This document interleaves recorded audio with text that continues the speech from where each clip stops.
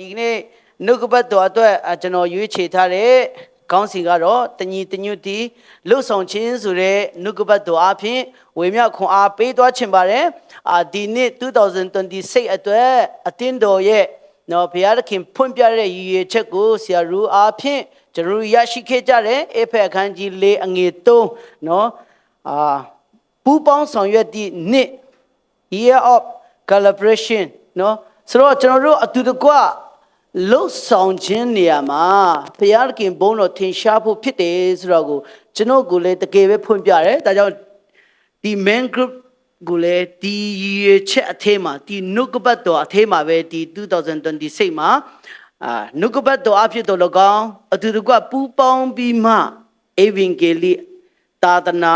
အသင်းတော်လုပ်ငန်းအဖက်ဖက်မှာလှုပ်ဆောင်သွားဖို့ဖြစ်တယ်ဆိုတော့ကိုဖော်ပြတဲ့အတွက်ကြောင့်ဆရာကိုလည်းကျွန်တော်ခွင့်တောင်းတယ်ကျွန်တော်တို့ main group လည်းဒီကောင်းစီအောက်မှာပဲသွားမယ်နော်ကျွန်တော်ရည်ရွယ်ချက်မရှိပေမဲ့ဘုရားသခင်ကရည်ရွယ်ချက်ရှိတဲ့အခါမှာကျွန်တော်ဘာမှမပြင်ဆင်ထားပေမဲ့မကြခင်မှာဆရာတို့ကကျွန်တော်တို့ main group အဖြစ်ခီးထွက်ဖို့အကြောင်းအရာလေးလည်းကြော်ညာလာမှာဖြစ်တယ်နော်အသေးစိတ်ကတော့ဆရာတို့ပြန်လာမှာပဲနာတော်တာဆင်ကြရအောင်လို့ main group ရဲ့အနေနဲ့ပူပေါင်းဆောင်ရွက်ခြင်းဒီနေ့အတင်းတော်ရဲ့ပထမဦးဆုံးကျွန်တော်တို့ထွက်ကြမှာဖြစ်တယ်လှုပ်ဆောင်ကြမှာဖြစ်တယ်ဆိုတော့ဒီအရာအတွက်လည်းကျွန်တော်အယိုင်းချင်းခုန်ပါတယ်။ဘာကြောင့်လဲဆိုတော့ဖျားပြုမဲ့အမှုတွေဟာဣတေလလူမျိုးတွေလိုပဲเนาะခြေလန်းတိုင်းမှာတွေ့မြင်ရမှာဖြစ်တယ်။အဲ့လိုပဲကျွန်တော်တို့ရဲ့အသက်တာမှာလည်းတလုံးတဝတဲ့နဲ့ဖျားခင်ဘုန်းတော်ထင်ရှားစေဖို့ဒီနေ့ကျွန်တော်မျှော်လင့်နေယုံကြည်တယ်အတူတူကလည်းကျွန်တော်တို့ပူပေါင်းလှုပ်ဆောင်ရအောင်လို့ကျွန်တော်အနေနဲ့ဝေမျှခွန်အားပေးခြင်းတယ်ဆိုတော့တညီတညွတ်တဲ့လှုပ်ဆောင်ကြရအောင်ဆိုတဲ့ခေါင်းစဉ်အောက်မှာဆင်ခြင်ကြည့်တဲ့အခါမှာအသင်းတော်ဆိုတဲ့လူအများနဲ့တိဆောက်ဖွဲ့စည်းထားတဲ့အသင်းတော်တွေမပြောနေအောင်မိသားစုအိမ်ထောင်မှာတော့မှညီညွတ်သွားဖို့စီးလုံးသွားဖို့ဆိုတာကငါနဲ့မရအောင်နော်နားလည်မှုနဲ့သွားရတာလင်မယားနှစ်ယောက်ပဲဖြစ်နေပါစေနောက်ဆုံးကိုတယောက်တည်း single နော်မိန်းမမရှိယောက်ျားမရှိတဲ့သူဖြစ်နေပါစေကိုဘွားကိုနားလေမှသာလင်အသက်ရှင်တဲ့လမ်းခီးမှာပျော်ရွှင်တာနော်ဆိုတော့ single ပဲဖြစ်ဖြစ်မိသားစုမှာပဲဖြစ်ဖြစ်တညီတညွတ်သေးနဲ့ဝမ်းမြောက်စွာနဲ့လှုပ်ဆောင်နိုင်ဖို့ဆိုရင်နားလေမှုလိုအပ်တယ်ဆိုတော့အတင်းတော်ဆိုရင်ပူပြီးမှမလိုအပ်ဘူးလားအတင်းတော်မှာငါနဲ့တွားလို့မရတယ်လို့အတင်းတော်မှာကိုယ့်ရဲ့ idea နဲ့တွားလို့မရ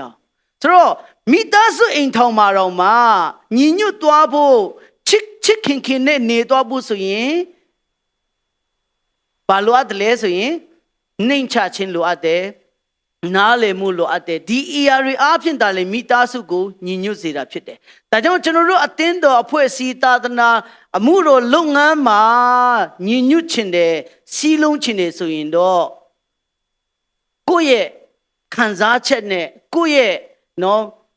စိတ်တဘောထားနဲ့တွားလို့မရဘူးဝိညာဉ်တဘောနဲ့ပဲဖြစ်နိုင်တယ်ဒါကြောင့်မို့ဒီနေ့အမှုတော်အသင်းတော်မှာဝိညာဉ်တဘောက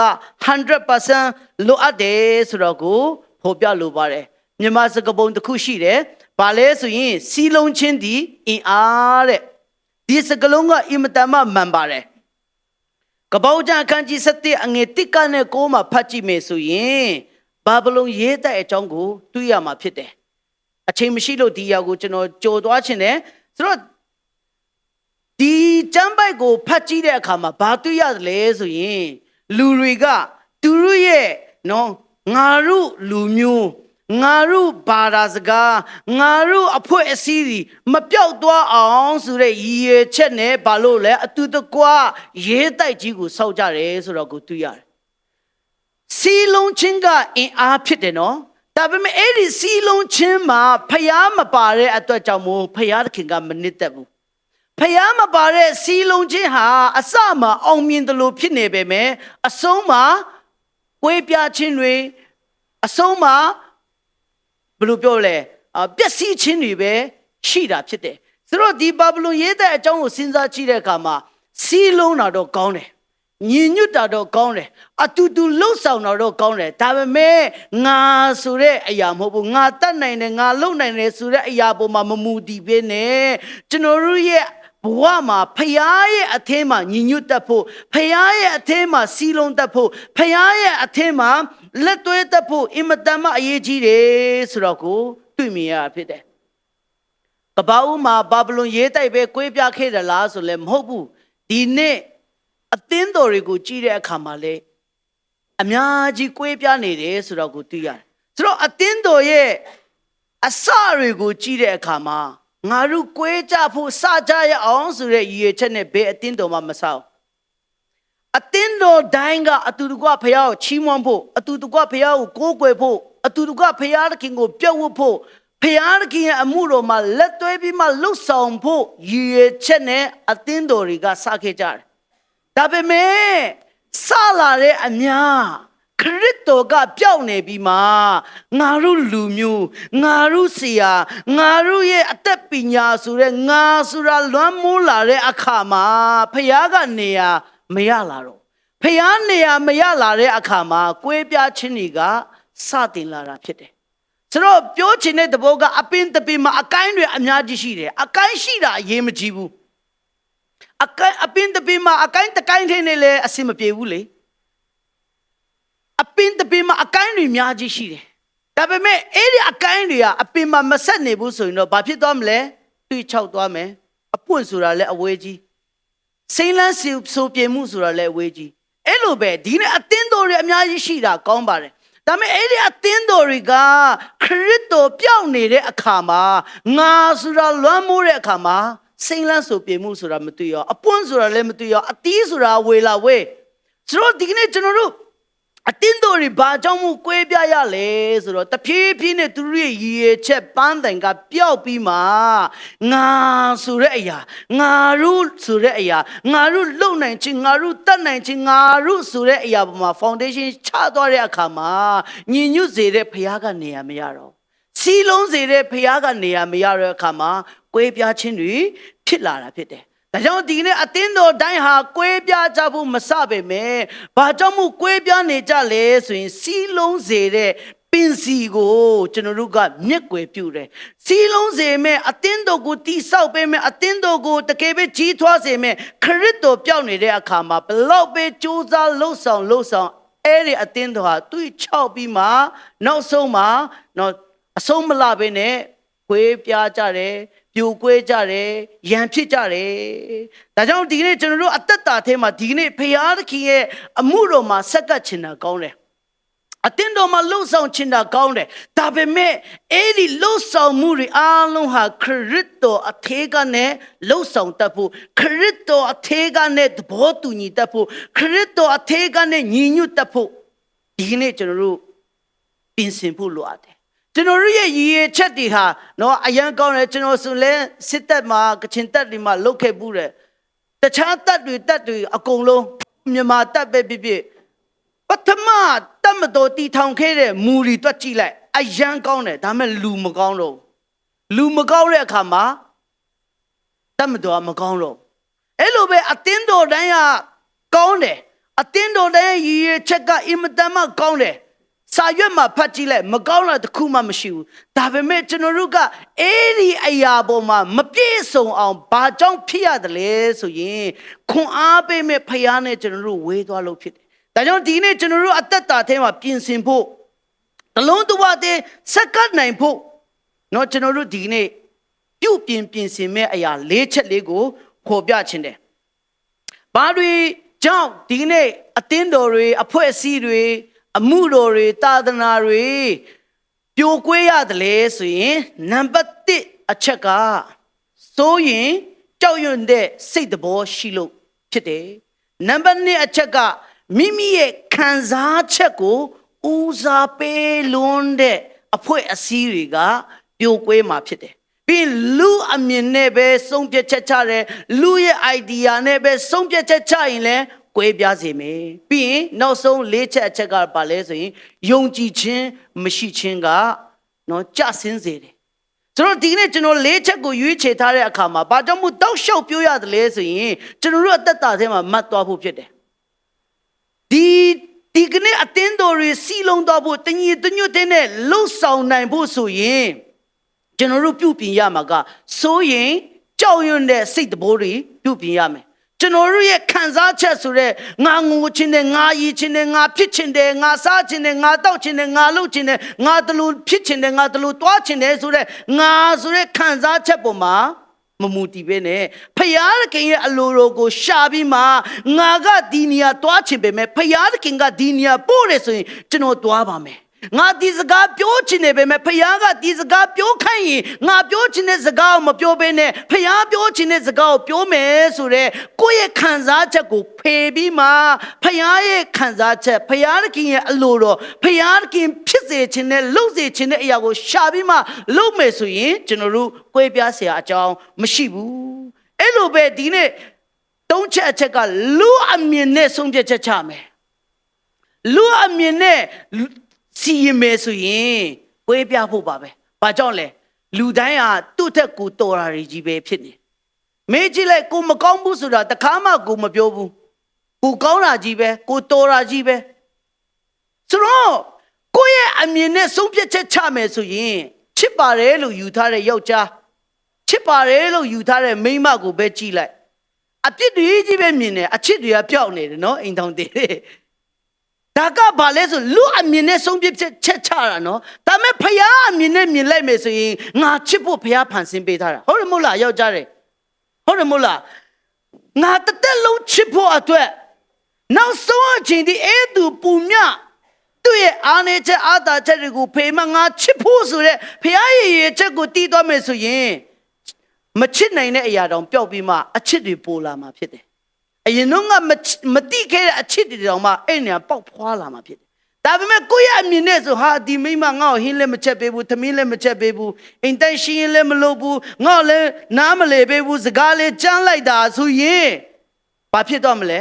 ။ကိုယ့်ရဲ့ခံစားချက်နဲ့ဆုံးဖြတ်ချက်ချတာကိုပြောနေရနော်ဥပမာအတင်းတော်မှာလည်းအဲ့လိုပဲအမှုတော်မှာလည်းအဲ့လိုပဲကိုယ့်ရဲ့စံသားတွေနဲ့ပဲတွားမယ်ဆိုရင်တော့ညီညွတ်စရာအကြောင်းဘာတစ်ခုမှမရှိဘူးနောက်ဆုံး၄ချက်အချက်အရေးကြီးဆုံးကယုံကြည်ခြင်းမရှိခြင်းယုံကြည်ခြင်းမရှိခြင်းကပိုပြီးမှကျွန်တော်တို့အသက်တာထဲမှာအရေးကြီးတယ်။ဘာကြောင့်လဲကျွန်တော်တို့ယုံကြည်သူတွေကယုံကြည်ခြင်းနဲ့ပဲရှောက်လန်းရတာဖြစ်တယ်။ယုံကြည်ခြင်းနဲ့ပဲတွားရတာဖြစ်တယ်။ဒါကြောင့်မို့ဟေဘရဲခန်းကြီး7အငယ်6မှာယုံကြည်ခြင်းမရှိရင်ဘုရားသခင်စိတ်တော်နဲ့မတွေ့နိုင်ဘူး။ယုံကြည်ခြင်းမရှိရင်ချီးမွမ်းကိုးကွယ်တာပဲဖြစ်အေဗင်ဂေလိတွားတာပဲဖြစ်ဘာဖြစ်အားလုံးကယုံကြည်ခြင်းနဲ့တွားရမယ်ဘလို့ယုံကြည်ခြင်းလဲဆိုဖယားသခင်တတ်နိုင်တယ်ဆိုတာကိုယုံကြည်ရမယ်ဖယားသခင်ကကျွန်တော်တို့ကိုအမြဲတမ်းကိုယ်ကမဆက်ပြီးအကျိုးပေးမယ်ဆိုတာကိုလည်းယုံကြည်ရမယ်ပြောချင်တာကဖယားသခင်ရဲ့တတ်နိုင်ခြင်းကိုယုံကြည်ရမယ်ဖယားသခင်ကကျွန်တော်တို့ကိုအမြဲတမ်းကိုယ်ကမဆက်လမ်းပြမှာအတူရှင်ပေးနေတဲ့ဖယားဖြစ်တယ်ဆိုတာကိုယုံကြည်ပြီးမှတွားရမှာဖြစ်တယ်ဒါကြောင့်ဒီကနေ့ယုံကြည်ခြင်းအားနည်းနေပြီယုံကြည်ခြင်းတော့ကျဆင်းနေပြီဆိုရင်အဲ့ဒီနေရာမှာကွဲပြားခြင်းနေရာစနေကွဲပြားခြင်းတွေကနေရာယူမယ်ဆိုရင်ကျွန်တော်တို့အသက်တာထဲမှာဆုံးရှုံးမှုအများကြီးရှိတယ်ဒါတော့ဥပမာအနေနဲ့ဣသေလလူမျိုး12မျိုးမှာဖြစ်ပျက်ခဲ့တဲ့အကြောင်းအရာလေးကိုပြောပြခြင်းနဲ့ဖျားသခင်ရဲ့ဂတိတော်ဟာရှိနေပြီခါနာန်ပြည်ကိုဝင်ပြီးမှတိမ့်ပိုက်ပြီးမှနှုတ်နဲ့ပြားရဲ့စီးတဲ့ဖျားပေးထားတဲ့ဂတိတော်ကိုဝင်စားမယ်ဆိုတဲ့ဖျားရဲ့ဂတိတော်ပြည်ကိုသူတို့တွားနေကြတဲ့ခရီးစဉ်မှာဖြစ်ပျက်ခဲ့တဲ့အကြောင်းအရာကိုပြောချင်တယ်အဲ့နေရာမှာဣသေလလူမျိုးတွေကခေါင်းဆောင်10ဦးနဲ့မောရှေအာရုန်ကာလက်ဒါဆိုရင်အားလုံးတည်သွားပြီနော်ဒီအကြောင်းအရာဆိုကဲခါနာန်ပြည်ကိုစူးစမ်းဖို့အတွက်ဇေလွတ်လိုက်တဲ့12မျိုးအဲ့ဒီထဲမှာကြံတဲ့10မျိုးအကြောင်းကိုပြောပြခြင်းတယ်သူတို့ကဘာလဲဆိုခုနကျွန်တော်ပြောပြတယ်ဖခင်ရဲ့ဂတိတော်ရှိနေပေမဲ့ဖခင်ကတိမ့်ပိုက်စေမယ်လို့ပြောထားပေမဲ့ဖခင်ကအတူတကွအောင်မြင်ခြင်းကိုပေးမယ်လို့ပြောနေပေမဲ့အဲ့ဒီ10မျိုးရဲ့ခေါင်းဆောင်10ယောက်ကဘာလဲကြောက်ရွံ့တယ်စိုးရင်တယ်ဟာသူတို့ကအကြီးကြီးပဲလေငါတို့ကတေးသေးလေးလေသူတို့ရေးတဲ့ကခန့်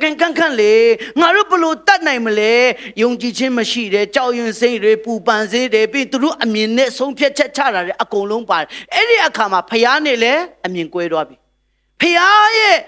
နော်တဘောနဲ့ဥဆောင်နေတဲ့ခေါင်းဆောင်တွေနဲ့အမြင်ကွဲသွားပြီအဲ့ဒီအချိန်မှာဘာဖြစ်လဲဆိုရင်တောလေဖို့အကြောင်းပဲဖြစ်နေ ခါနန်ပြည်နဲ့ဝေးတဲ့ဝေးတယ်ဒါကြောင့်ဒီကနေ့ကျွန်တော်တို့တခြားအရာတွေမတူနေပါစေအချင်းကြိုက်တာချင်းမတူနေပါစေအဆင်ပြေတယ်ဝတ်သားကတယောက်ကြိုက်တယ်တယောက်ဒီဘက်ညာဘက်ချမ်းကလူတွေဝတ်သားကြိုက်တယ်ဒီဘက်ချမ်းကအမေသားကြိုက်တယ်အသားမကြိုက်တာချင်းတူဖြစ်နေပါစေကိစ္စမရှိဘူးဒါပေမဲ့ဖယားတဘောမှာအမြင်မတူရင်တော့ပြဿနာဖြစ်တယ်နော်အစားအတော့အမြင်မတူတာဒီဘက်ချမ်းကတင်ပိုတီထောင်းကြိုက်တယ်ဒီဘက်ချမ်းကဖယေးတီကြိုက်တယ်ကိစ္စမရှိဘူးအစားအစာနော်မတူတာကိစ္စမရှိဘူးဒါပေမဲ့ဝိညာဉ်တဘောမှာအတင်းတော်မှာအမြင်မတူလာတော့ဘူးဆိုရင်ပြုတ်ကွင်းမယ်ကွဲပြားမယ်ခံစားချက်တွေများလိမ့်မယ်စိတ်မကောင်းတာတွေများလာမယ်ဘာကြောင့်လဲဒီနေ့ဣသေလလူမျိုးတွေထဲကနဲ့အင်မတန်မှတော်ရတတ်တယ်စဉ်းစားတတ်တယ်တကယ်ပဲယုံကြည်ခြင်းရှိတယ်တကယ်ပဲခေါင်းဆောင်တူအရေးချင်းရှိတဲ့သူတွေကိုရွေးပြီးမှခန္ဓာပြည်ကိုဇေလွတ်တာဒါပေမဲ့အဲ့ဒီယုံကြည်ခြင်းရှိတဲ့သူတွေကယုံကြည်ခြင်းကပျောက်နေပြီးမှသူတို့ကပါလဲစိုးရိမ်ကြောက်ရွံ့တုန်လှုပ်ပူပန်လူအမြင်ခံစားချက်နဲ့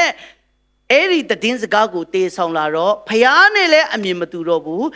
เนาะခေါင်းဆောင်တွေနဲ့လည်းအမြင်မတူတော့ဘူးနောက်ဆုံးသူတို့ကတသက်အမြင်တစ်ခုဖြစ်သွားပြီအဲ့ဒီအကြောင်းအရာကိုကျွန်တော်တို့အရေးကြီးလို့ဖတ်ရအောင်เนาะတောလျာကျမ်းအခန်းကြီး73အငယ်29နဲ့33မှာကျွန်တော်တို့အတူတူကဖတ်ရအောင်တောလျာကျမ်းအခန်းကြီး73အငယ်29 33 PowerPoint ရှိလားမသိဘူးကျွန်တော်တို့အတူတူကဖတ်ရအောင်နော်တင်းနေတော့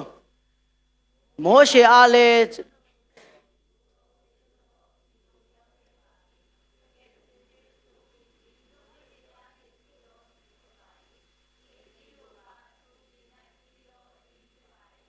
တို့ရာတွင်ပြည်သူပြည်သားတို့သည်အာကြီးပါ၏ခံကန်တော်မြို့ကြီးနှင့်နေကြပါ၏တို့မြမကအာနာကအမျိုးသားတို့ကိုလည်းမြည်ရပါ၏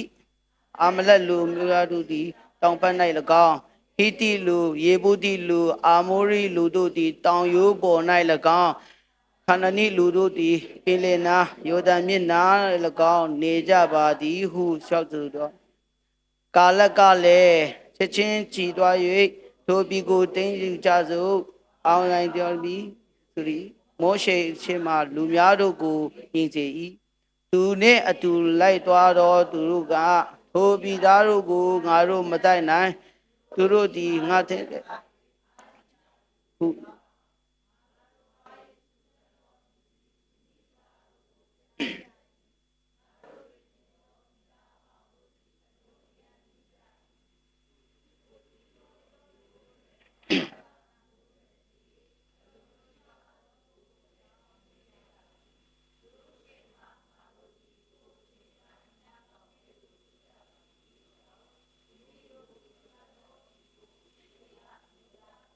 မကောင်းသောတည်င်းကိုကြားပြောကြလေ၏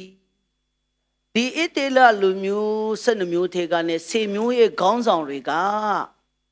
ဖျားရဲ့အမြင်နဲ့ဆန့်ကျင်ဘက်ဖြစ်သွားတယ်။ဘာကြောင့်လဲဆိုတော့သူတို့ကဖျားရဲ့သဘောနဲ့မသွားဘူးဖျားရဲ့အမြင်နဲ့မသွားဘူးဖျားကဘာဖြစ်စေချင်တယ်လဲဆိုတာနဲ့မသွားဘဲနဲ့သူတို့ကသူတို့ရဲ့အမြင်နဲ့သွားတယ်သူတို့ကကိုယ်လုံးကြီးတယ်သူတို့ကခိုင်ခန့်တယ်သူတို့ကလက်နက်အင်အားပြည့်စုံတယ်သူတို့ရဲ့နော်အသက်ပညာတွေကငါတို့တက်အားကြီးတယ်ဆိုပြီးမှသူတို့ရဲ့အမြင်နဲ့ဆုံးဖြတ်ချက်ချတယ်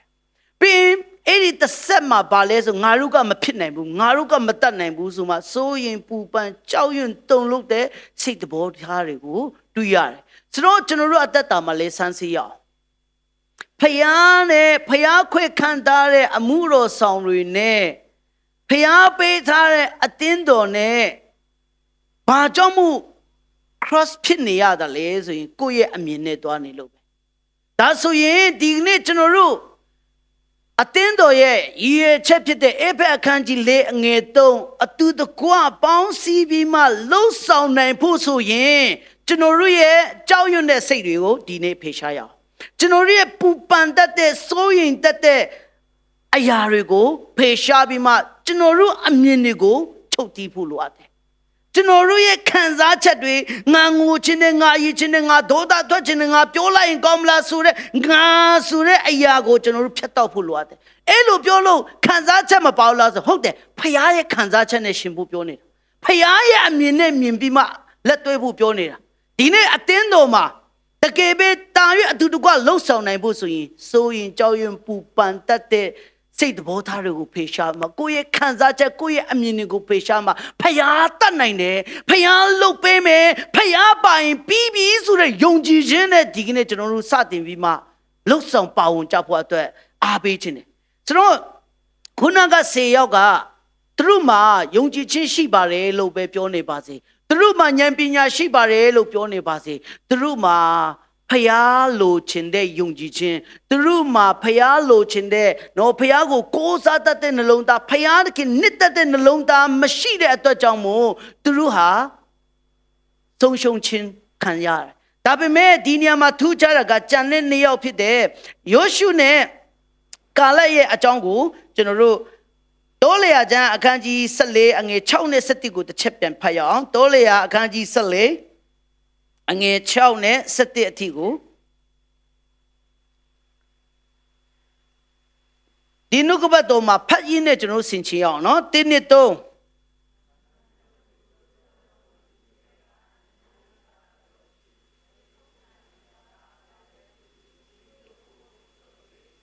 ဤတေလအမျိုးသားအပေါင်းတို့အားခေါ်လက်ငါတို့လျှောက်သွား၍စူးစမ်းတော်ပြည်သည်အလွန်တရာကောင်းတော်ပြည်ဖြစ်ပါ၏သာရဘုရားသည်ငါတို့ကိုနိတက်လင်နိုးနှင့်ပြားရဲ့စီးတော်သူပြည်တို့ကိုငါတို့သည်ဆောင်သွင်း၍အပိုင်ပေးတော်မူလိမ့်မည်သာရဘုရားကိုမပုန်ကန်ကြပါနဲ့သူပြည်သူကြပါနဲ့သူတို့သည်ငါတို့စားเสียဖို့ဖြစ်ကြ၏သူတို့၌အမည်တကယ်မရှိသာရဘုရားသည်ငါတို့ဖက်၌ရှိတော်မူ၏တို့ပြည်၍သူတို့ကိုပရိသတ်အပေါင်းတို့သည်သူတို့နေရာတို့ကိုကြောက်ခဲနဲ့ပြစ်စေခြင်းကစီရင်ကြ၏သူတို့အပေါင်းတို့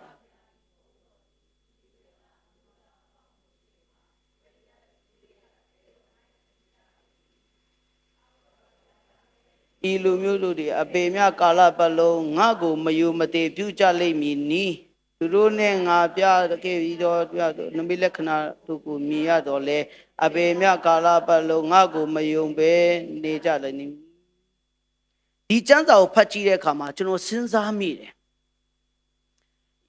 ယောရှုနဲ့ကာလက်ဒီနှစ်ဦးသာဟိုအဖွဲ့10ဦးနဲ့အမြင်သွားတူနေမယ်ဆိုရင်နော်သူတို့လိုပဲကြောက်ရွံ့မယ်စိတ်ပူပန်မယ်လူအမြင်နဲ့ဆုံးဖြတ်ချက်ချမယ်ကိုယ့်ရဲ့ခံစားချက်ကိုရှေ့တန်းတင်မယ်ဆိုရင်ဣတေလလူမျိုးတွေခါနန်ပြည်ကိုတယောက်မှဝင်နိုင်ဖို့မရှိဘူးလို့ကျွန်တော်စဉ်းစားမိတယ်။ဘာကြောင့်လဲအသက်ကြီးတဲ့သူတွေတယောက်မှမဝင်ရအောင်အသက်ငယ်တဲ့သူတွေနဲ့ယောရှုနဲ့ကာလက်ကပဲခါနန်ပြည်ကိုဝင်ရတယ်။ဆိုတော့ဣတေလတစ်မျိုးလုံးကောင်းကြီးဖြစ်စေဖို့ဣတေလတစ်မျိုးလုံးနဲ့အတူဖျားဘုန်းတော်ထင်ရှားစေဖို့ယောရှုနဲ့ကာလရဲ့ယုံကြည်ခြင်းယောရှုနဲ့ကာလရဲ့ဖျားပေါ်မှာကိုးစားခြင်းယောရှုနဲ့ကာလရဲ့ဝိညာဉ်တဘောမှာဖျားနဲ့အမြင်တူသွားခြင်းကြောင့်သာလေခါနန်ပြည်ကိုဝင်ပြီးမှကောင်းကြီးခံစားရတာဖြစ်ဒီအရာကိုစဉ်းစားဆင်ခြင်တဲ့အခါမှာဒီကနေ့ကျွန်တော်အဓိကအားပေးခြင်းတဲ့အချက်ကဒီအချက်ပဲဒီနေ့လူတွေဘလောက်များနေပါစေလူတွေဘလောက်နည်းနေပါစေလူနေတာများတာအရေးမကြီးဘူးယောရှုနဲ့ကာလမိတ်ဆွေနဲ့ကျွန်တော်ဖြစ်နေဖို့လိုအပ်တယ်ဟာလေလုယာယောရှုနဲ့ကာလလူသားဝိညာဉ်တဘောမှာတူညီနေမယ်ဝိညာဉ်အမြင်မှာတူညီပြီးမှလှုပ်ဆောင်မယ်ဆိုရင်ဖယားခင်လည်းများစွာအလုံးလုံးလုပ်ရမယ်ဖယားခင်ရဲ့ကောင်းကြီးကိုလည်းသူတို့နှစ်ယောက်အားဖြင့် generation ကြီးခံစားရတယ်လို့ဖယားခင်ကအဲ့ဒီခန္ဓာမှာရှိတဲ့ယန္တူတွေအားလုံးကိုလည်းအောင်မြင်ရတော့ခွင့်ကိုပေးမှာဖြစ်တယ်ဟာလေလုယာဒါကြောင့်မိတ်ဆွေနဲ့ကျွန်တော်ဒီနေ့2026မှာယောရှုနဲ့ကာလဖြစ်ကြရအောင်ဟာလေလုယာ ယောရှုနဲ့ကာလကဲ့သို့ပဲခရစ်တော်နဲ့အတူတူကပေါင်းစည်းပြီးမှကျွန်တော်တို့အမြင်တွေမတူနေပါစေကျွန်တော်တို့ခံစားချက်တွေမတူနေပါစေဝိညာဉ်တဘောမှာတလုံးတဝါတည်းတီးဆောက်ပြီးမှကျွန်တော်တို့လှုပ်ဆောင်မယ်ဆိုရင်ဒီသက်ဖယားခင်ကဘုန်းတော်ထင်ရှားစေမယ်ဖယားကအလင်းတက်တဲ့ထွန်းလင်းစေမှာဖယားကမြောက်များစွာအလုံးလုံးရတဲ့နှလုံးသားတွေဖယားကမြောက်များစွာအလုံးလုံးရတဲ့အသင်းတော်အဖွဲ့အစည်းအဖြစ်ဖယားခင်ကောင်းကြီးပေးတော်မှာဖြစ်တယ်ဟာလေလုယာဒါကြောင့်ကျွန်တော်အနေနဲ့သူတပြင်းအားပေးချင်တာကဒီနေ့မိတ်ဆွေနဲ့ကျွန်တော်ရဲ့အသက်တာထဲမှာဣတေလလူမျိုးဆေဦးရဲ့ခံစားချက်လို့တွားချင်သလားယောရှုနဲ့ကာလရဲ့နှလုံးသားလို့တွားချင်တာဒီနေ့ဆုံးဖြတ်ချက်ချရအောင်ကျွန်တော်မှလည်းခံစားချက်ရှိတယ်ကျွန်တော်မှလည်းငိုတတ်တယ်ရည်တတ်တယ်တချို့ကဆရာပြစ်လို့ဒေါသမရှိဘူးလို့ထင်ကြမယ်တချို့ကျတော့ဆရာပြစ်လို့ဘိုက်မဆာဘူးလို့ထင်ကြမယ်တချို့ကျတော့ဆရာပြစ်လို့မကြောက်ဘူးလို့ထင်ကြမယ်ငိုရှိတယ်အကုန်ရှိတယ်ဒါပေမဲ့ယုံကြည်ခြင်းနဲ့တွားနေတာအပြစ်လုံးမိလေနော်ခွန်လို့ပါဆိုတဲ့ခရစ်တော်ရှိနာဒူးထောက်ပြီးမှတွားနေရတာယုံကြည်ခြင်းအားနဲ့လေကိုရောယုံကြည်ခြင်းပေးပါနော်ဆိုတဲ့အခါမှာဖခင်ခွန်အားပေးလာတဲ့အခါမှာမိပေးလာချိုဓာပေးလာရွယ်ကြောက်စိတ်မရှိတော့အဲ့ဒီဖခင်နဲ့အတူခွန်အားယူပြီးမှတွားတက်လာတဲ့အခါမှာခွန်အားပြည့်တယ်ကျွန်တော်အနေနဲ့ပြောချင်တာကဒီကနေ့ကျွန်တော်တို့ယောရှုနဲ့ကာလက်လိုတွားကြရအောင်ယောရှုနဲ့ကာလက်ဟာသူတို့ရဲ့အသက်အရွယ်နဲ့ရှင်ကြည့်မယ်ဆိုရင်အယံကွာတယ်နော်ကျွန်တော်နဲ့ဦးဂျေလူပဲယောရှုကငယ်တယ်ကာလက်ကအသက်ကြီးတယ်အခုခီးစင်မှာဦးဂျေကိုလည်းခေါ်သွားမှာဖြစ်တယ်ယောရှုနဲ့ကာလက်ပေါ့နာမည်တက်လိုက်မယ်ယောရှုနဲ့ကာလက်ခီးစင်အမြင်မတူဘူးအသက်အရွယ်မတူဘူးဒါပေမဲ့ဝိညာဉ်တူတဲ့အခါမှာသူတို့နှစ်ယောက်အားဖြင့်ဖယားခင်ကောင်းကြီးဖြစ်စေတယ်သူတို့နှစ်ယောက်အားဖြင့်ဖယားခင်မြောက်များစွာတော့အလုတ်ကိုလှုပ်စေတယ်ဖယားဘုန်းတော်ထင်ရှားစေတာဖြစ်တယ်ဒါကြောင့်ဒီနေ့လူအများကြီးမလိုဘူးယောရှုနဲ့ကာလက်ပဲလို့တယ်ဖယားအလုံးလုံးဖို့အတွက်ဒီအသင်းတော်ချစ်သလားဒီအသင်းတော်မှာဖယားခင်ကြီးမားစွာအလုံးလုံးစေခြင်းလားဒီအသင်းတော်အပြင်မြောက်များစွာကောင်းကြီးဖြစ်စေခြင်းလားတခြားဟိုဆေရောက်ရဲ့နှလုံးသားနဲ့တော့မရကိုယ့်ရဲ့ခံစားချက်နဲ့ပဲပြောမယ်ကိုယ့်ရဲ့ခံစားချက်နဲ့ပဲတွားမယ်ငိုမယ်ရီမယ်ဘယ်တော့မှရမှာမဟုတ်ဘူးယောရှုနဲ့ကာလကဲ့သို့ပဲဟုတ်တယ်အမြင်တွားတွေးတာချင်းတူပေမဲ့အမြင်ချင်းကကွဲသွားပြီယောရှုနဲ့ကာလလည်းအဲ့ဒီစပစ်ခိုင်လို့မြင်တယ်အဲ့ဒီရေးတိုက်တွေကိုမြင်တယ်အဲ့ဒီကြောက်ရွံ့စရာလူကြီးတွေကိုမြင်တယ်သူတွေခိုင်ခတ်တဲ့အရာတွေကိုမြင်ပေမဲ့ဖခင်ရဲ့အမြင်နဲ့ကြည့်တဲ့အခါမှာအတားလေးပဲအေးဆေးပဲ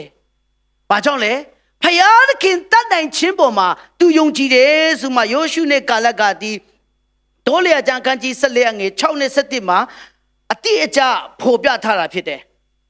ဒီနေရာလေးမှာကျွန်တော်ခွန်အားရတဲ့အရာလေးကိုကျွန်တော်ထပ်ဖတ်ခြင်းနဲ့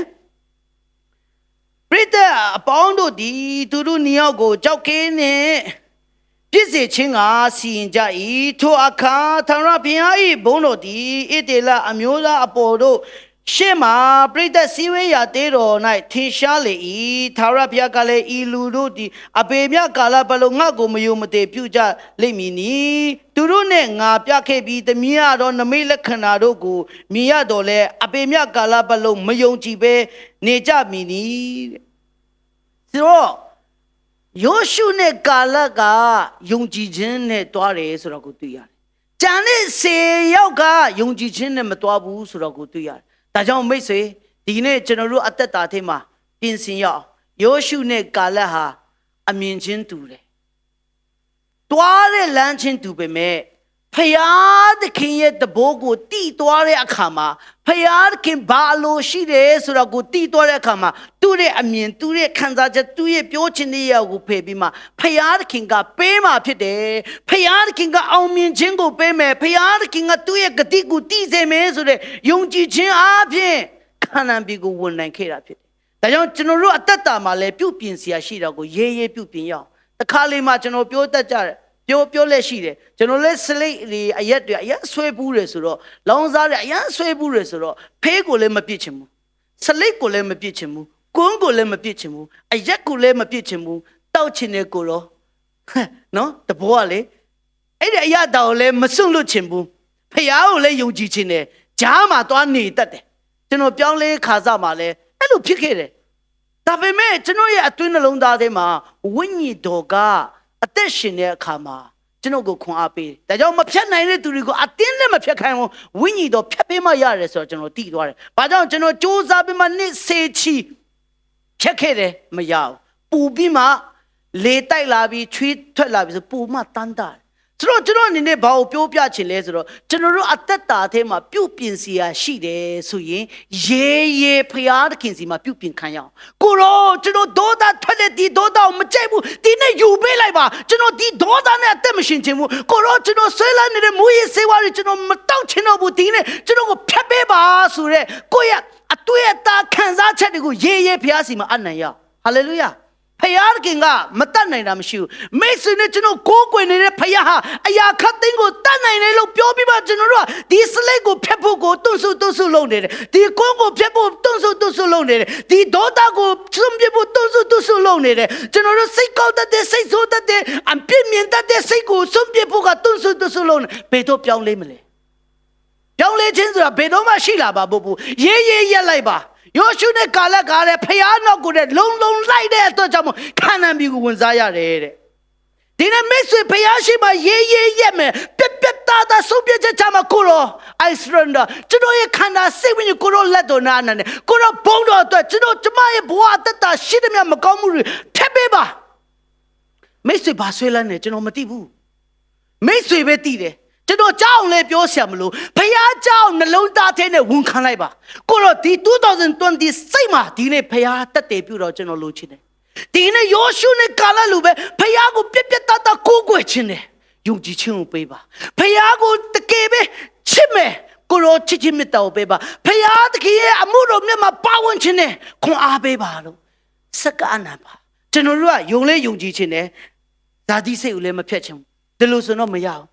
တခင်တို့ကဇေမခံနေတဲ့မိတ်ဆွေဖယားအလုံးလုံးစေချင်ရင်မိတ်ဆွေငါဆိုတော့ဖေးရမယ်ဇာတိစိတ်ကိုဖေးရမယ်ဥပမာဒီထိုင်ခုံမှာဆရာကျော်တို့ဇနီးမောင်နှံထိုင်တဲ့ထိုင်ခုံမှာသူတို့ဇနီးမောင်နှံထိုင်တဲ့အတွက်ကျွန်တော်တော့ထိုင်လို့မရဘူးဟုတ်တယ်မို့လားဒါပေမဲ့ဒီဘက်မှာလွတ်နေလေလွတ်နေမှလာထိုင်လို့ရတာပေါ့အဲ့လိုပဲကျွန်တော်တို့တတ်မှာငါဖြန့်ကောင်းမလားမဖြန့်ကောင်းမလားဇုံတွဲတဲ့စိတ်ရှိနေဘယ်တော့မှပြတ်မှာမဟုတ်ဖေးပလိုက်ကိုရောငါမတတ်နိုင်တော့ဘူးကိုရောနေရယူပါဒီနေ့ယောရှုနဲ့ကာလဖယားနောက်ကိုလုံလိုက်တဲ့အတွက်ကြောင့်ဖယားတခင်ကကောင်းကြီးပေးခဲ့တယ်သူတို့နေရာအဖြစ်ကောင်းကြီးမင်္ဂလာကိုစီးစင်းစေခဲ့တယ်နောက်ဆုံးအနေနဲ့အဆုံးသတ်ပြီးမှဝင်ငါခြင်းတဲ့အရာ၃ချက်ရှိတယ်ဒီနှုတ်ကပတ်တော်၃ချက်ကိုဝင်ငါနေတဲ့အခါမှာကိုစမ်းစစ်ရအောင်ခုနပြောလို့ဆုံးဖြတ်ချက်ချเสียနားထောင်ရင်းနဲ့ပေါ်လာရင်ဆုံးဖြတ်ချက်ချလိုက်ပါဒီကျမ်းစာ၃ချက်ကိုပြောနေရင်းနဲ့ဟောနေရင်းနဲ့နားထဲမှာတစ်စုံတစ်ခုဖခင်ရဲ့အတန်ကိုကြားရရင်ဝန်ခံလိုက်ပါအာမင်ဒီနေ့ကျွန်တော်စတင်လှုပ်ဆောင်ရမယ့်အရာဖြစ်တယ်ဆိုတော့ကိုဝန်ခံယူလိုက်ပါဘာကြောင့်လဲဆိုတော့ calibration ဆိုတဲ့ပူပေါင်းဆောင်ရွက်နိုင်ဖို့ဆိုရင်မိတ်ဆွေရဲ့ခံစားချက်နဲ့တော့ဘလို့မှအဆင်မပြေနိုင်ဘူးဒါကြောင့်မို့ဖယားခင်ရဲ့ဘုန်းတော်ထင်ရှားစေဖို့ဖယားခင်အမှုတော်မှာတာ၍လက်သွဲပြီးမှကျွန်တော်တို့ညီကိုမောင်နှမတွေလက်သွဲပြီးမှပါဝင်နိုင်ဖို့ဆိုရင်ငါဆိုတာကိုဖေးပြီးမှဘာကိုအတိကထားရမလဲဆိုရင်ခရစ်တော်ကိုဗဟုပြုရအောင်ဟာလေလုယာခရစ်တော်ကိုဗဟုပြုရအောင်မိသားစုအိမ်ထောင်ခရစ်တော်ကိုဗဟုပြုရအောင်အတင်းတော်ဟုံးဆက်ဂိုင်းကနာနော်ဘေးနေရာဖြစ်နေပါစေခရစ်တော်ကိုဗဟုပြုတဲ့နေရာကတင့်မြတ်လာ။ဘာကြောင့်လဲဆိုရင်တိကောခန်းကြီးတိအငယ်7ကနဲ့73မှာ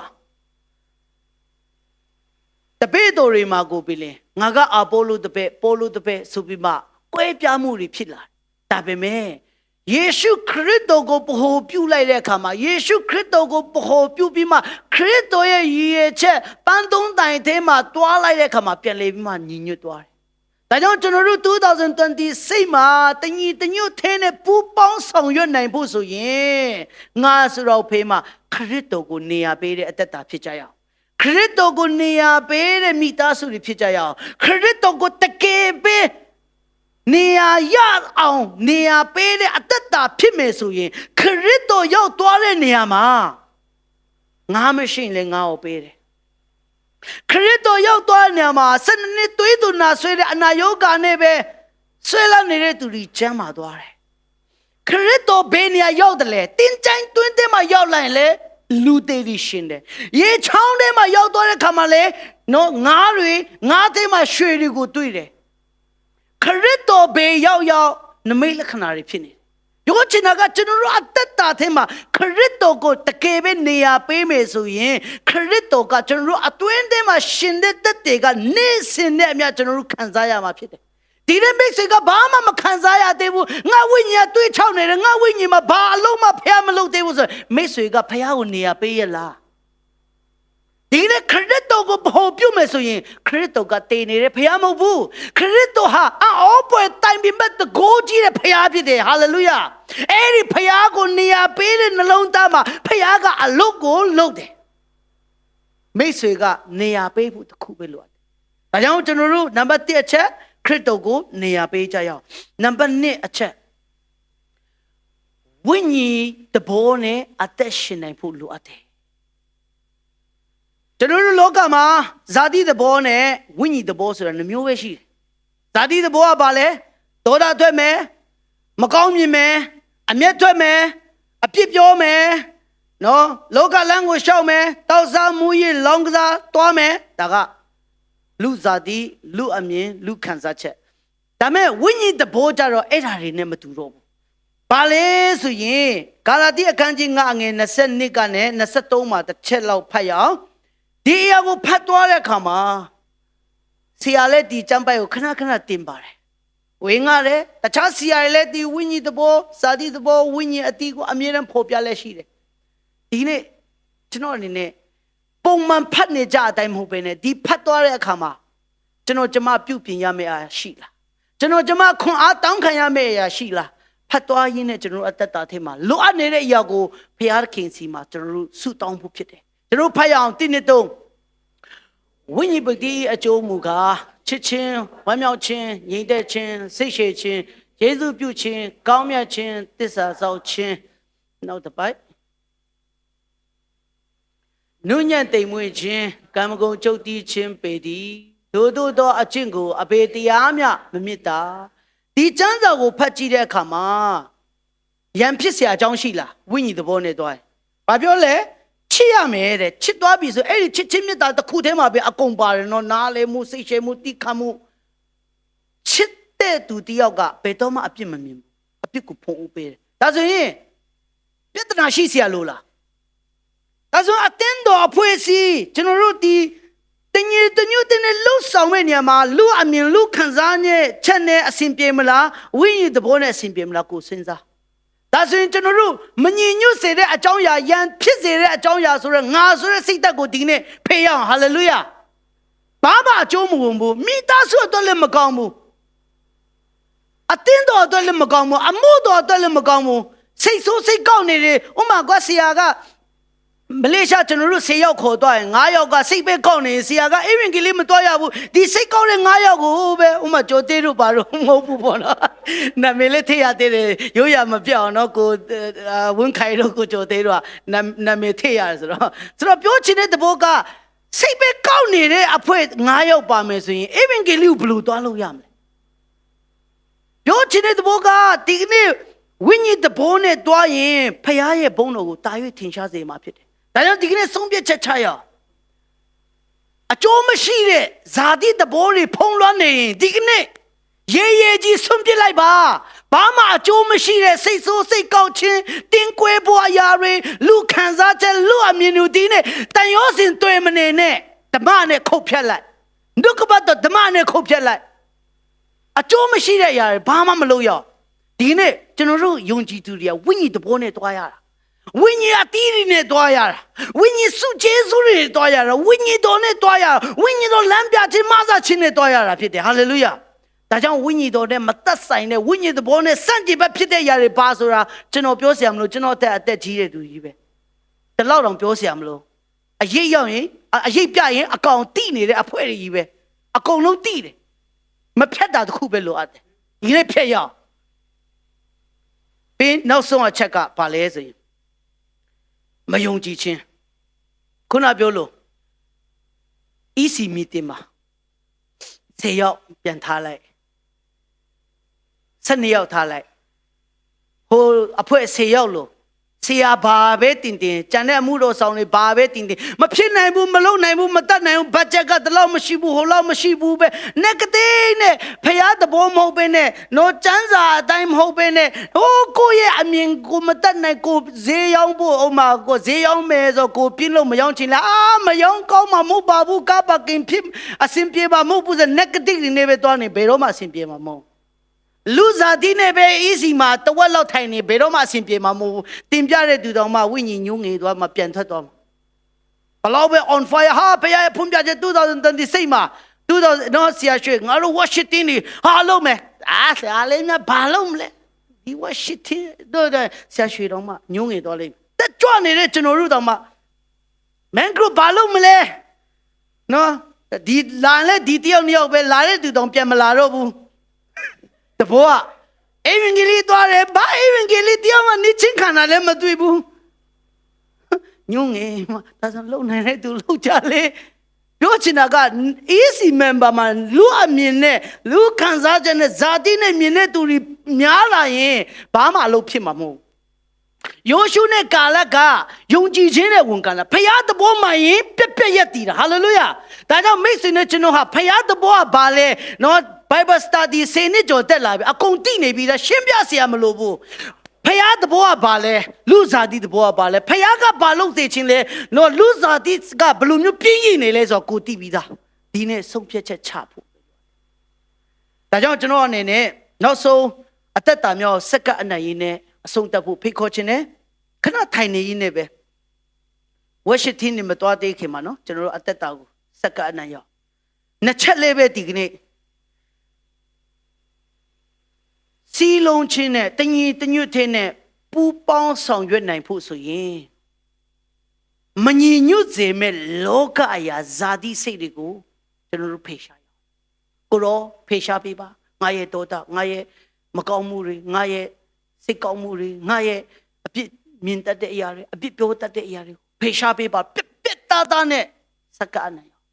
ပြီးရင်နောက်ဆုံးတစ်ချက်ကပါလဲဆိုရင်ကိုရောကျွန်တော်ကျမမှာမတတ်နိုင်ဘူးကိုရောမှာအရာခတ်သိမ်းတတ်နိုင်တယ်နိတ္တခန်းကြီးတဲ့အငယ်ခုမှာအကြောင်းမူကားဘုရားသခင်သည်ကြောက်တတ်သောစိတ်တဘောကိုငါတို့အားပေးတော်မူသည်မဟုတ်တကောပါသောစိတ်ချစ်တတ်သောစိတ်ရှင်းလင်းသောစိတ်တဘောကိုပေးတော်မူ၏ကြောက်တတ်တဲ့စိတ်တဘောဆူရင်တတ်တဲ့စိတ်တဘောပူပန်တဲ့စိတ်တဘောဟာဘုရားသခင်ပေးတာမဟုတ်ဘူးဘုရားသခင်ကတကောပါတဲ့စိတ်ချစ်တတ်တဲ့စိတ်ရှင်းလင်းတဲ့ယုံကြည်ခြင်းတွေကိုပဲပေးတယ်။ဒါကြောင့်ဒီနေ့ခဏလေးစက္ကအနံ့ရအောင်ကိုရောတာရုရဲ့နှလုံးသားအသက်တော်အနံ့နဲ့မယုံကြည်နိုင်တဲ့အရာတွေမပြုတ်ပြနိုင်တဲ့အရာတွေကိုရောအလိုတော်ကိုမတိနားမလဲဘင်းနဲ့အသက်ရှင်ခဲ့တဲ့အရာတွေကိုရောအလိုတော်ကိုတိနေပေမဲ့ပြက်ပြက်သားသားမဆုံးဖြတ်ရေးခဲ့တဲ့အရာတွေအားလုံးကိုရောခွန်လိုပေးသနာတော်မူပါဒါတို့ရဲ့နှလုံးသားထဲမှာဇာတိအရာများကိုဖျက်တောက်ပေးပြီးမှဒီကနေ့ဘူပေါင်းဆောင်ရွက်ခြင်းနဲ့အတူကိုရဲ့ဘုန်းတော်ထင်ရှားစေဖို့နိုင်ငံတော်အတွက်ဒီနေ့အသင်းတော်မှာကိုရောထားတဲ့အတွက်ကြောင့်ကျေးဇူးတော်ချီးမွမ်းတယ်ဒီအသင်းတော်မှာ